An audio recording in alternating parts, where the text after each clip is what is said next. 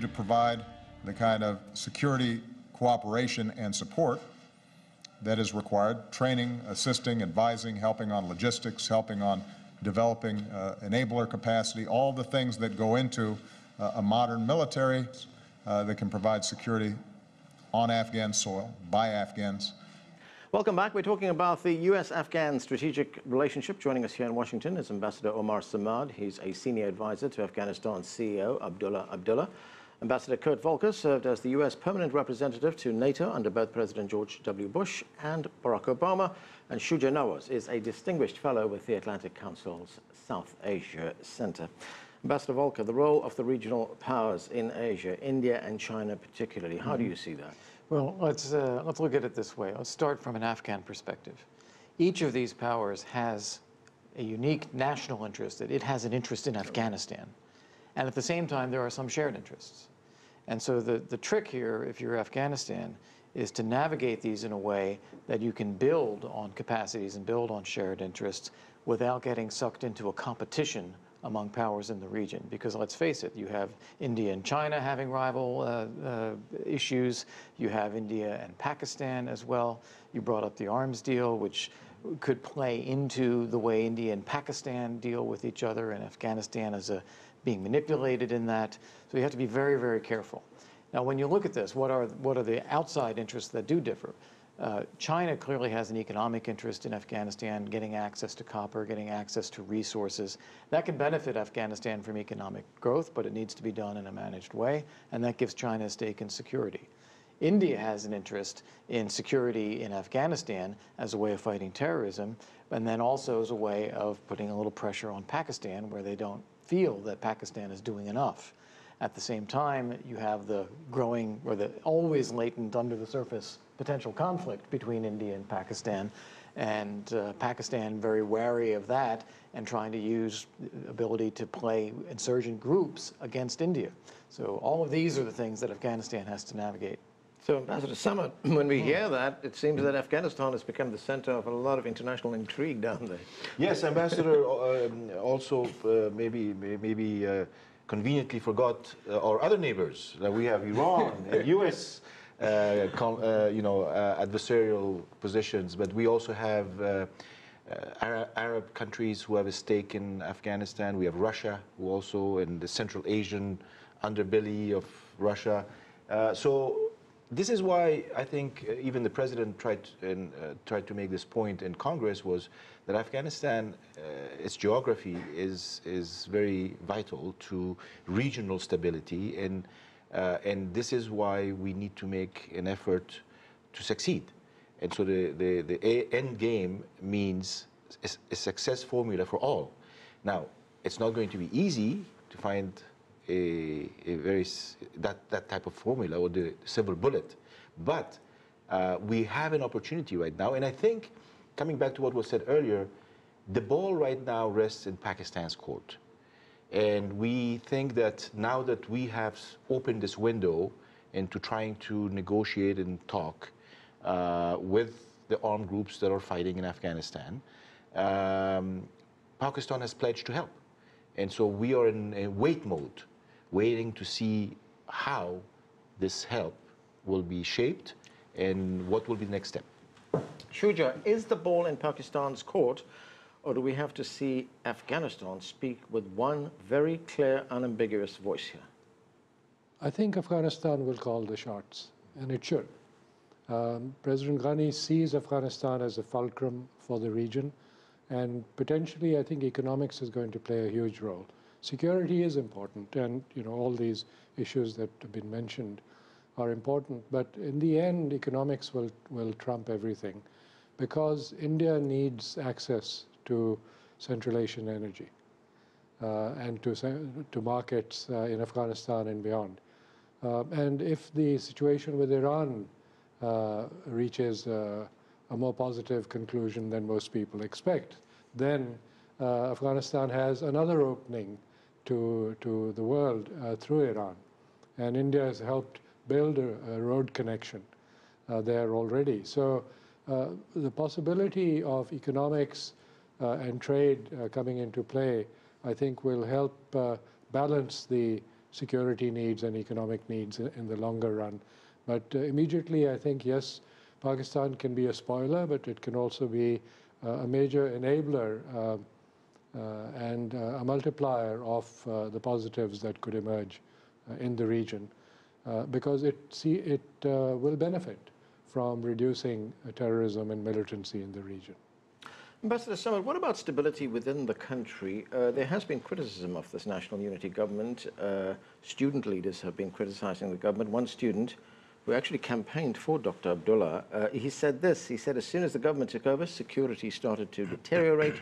It's not just suicide bombings, which have increased, but we also see the police unable to do their jobs. There was a reference to the killing of the woman who faced, it turned out, false charges of burning a Quran. Yeah, well, that was a very tragic, unfortunate incident, which should not happen. It was mob instigated. What we have internally is a population that wants change, wants reform, and eventually wants peace and stability. We have some levels of change. We have experienced over the last 13, 14 years a lot of change in Afghanistan, but it's not enough. We need more. We've experienced sort of democratization of society, but last year's elections left us with a very bitter taste, and we want to correct that. And people want to feel that they own the process, that they own the country, that they are part of the decision-making apparatus. Yes, there are two leaders who have come together, but at the end of the day, Afghanistan is a country where you also need to aim for as much consensus as possible. And I think that this government is trying to do so, and people have been very patient with it, rightly so. They understand that it takes a bit of time for us. Now, they compare, Afghans can compare the situation to 13 years ago, they can compare it to 20 years ago, and if you do that, you see that things are not as bad as they could have been or as they have been in the past. Ambassador Volker, part of the reason President Ghani was here was also to repair Afghanistan's reputation. There was a view in the United States that Afghanistan was a country that did not appreciate what the United States did for it over the past decade or so. If one is sitting in the Pentagon right now, a general, and he looks at the security situation down there right now, what would go through the mind of a military person here? To your first point, I think that's exactly right. I think that some of the rhetoric from President Karzai really left a bitter taste in mouths in the United States, where we've sacrificed so much, lost so many lives of our own, trying to help stabilize Afghanistan. So I think that change in tone from President Ghani, and now we're on a track to reestablish this US-Afghan strategic dialogue, those are very positive steps from both sides. Your question about the generals. I think, honestly, if you're a general sitting in the Pentagon, you want to have the resources that you feel are necessary to finish the job. And I think you constantly feel under pressure to draw down, to cut, to pull out when you wish you could be doing more. Shuja, whatever the case may be, there seems to be a perception right now, and it's not reality, but it might be a perception, that the situation has improved for Afghanistan. It has improved. Definitely. You were talking earlier about the so-called Afghan fatigue on the Hill, and I think President Ghani's interaction with people on the Hill, indeed his speech and the way he was received, indicates that people are willing to give Afghanistan a chance. And I think in the end it'll depend on how he and Dr. Abdullah can pull things together and change things around. And I think the first step will be on the security front, and the test is going to be this current fighting season. The second step will be their ability to use diplomacy to persuade Pakistan to deliver, to get the Chinese involved. Right. You mentioned current fighting season. It's, well, it's the spring season coming up right now.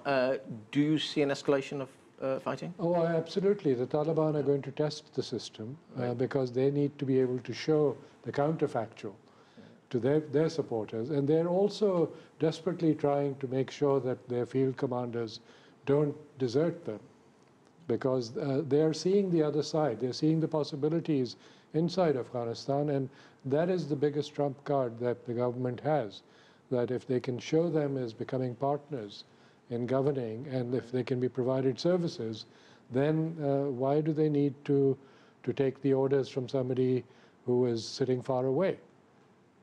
So, Ambassador Samad, those are the priorities. Yes, well, let me add to what Shujaa Nawaz said.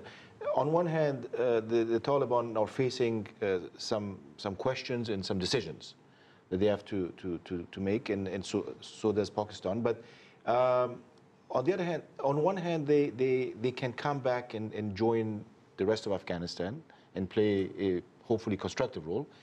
But there are some who may also be tempted by other forces, the new forces that are emerging, such as IS and others. Right. And so this is where we are facing sort of a double-edged situation where we do not want this to turn into a new cycle of instability. Yeah. So we have to make sure that while we convince as many Taliban as possible to engage in talks, we prevent some of them from turning into something else. Yeah. Is that a real danger that we could have a new enemy now? Absolutely. That is a very real danger. I'm glad you brought it up because the Islamic State is, you'd have to call them like Al-Qaeda 4.0 or something. They've rebooted in a much more successful way, establishing a caliphate, controlling territory, getting revenue, franchising out to other groups that they allow to claim that they're acting in the name of this caliphate. That can be a very powerful appeal to radicals within Afghanistan, as we have seen already in the Sahel, in Africa, in Nigeria, in Sudan, in Yemen, even places as far east as South Asia and Southeast Asia. So this is a very real danger. And I think when President Ghani was speaking yesterday, differentiating very clearly between the Taliban as a part of Afghanistan and these ultra-extremists that are connected to this ideology of the Islamic State, which cannot be tolerated.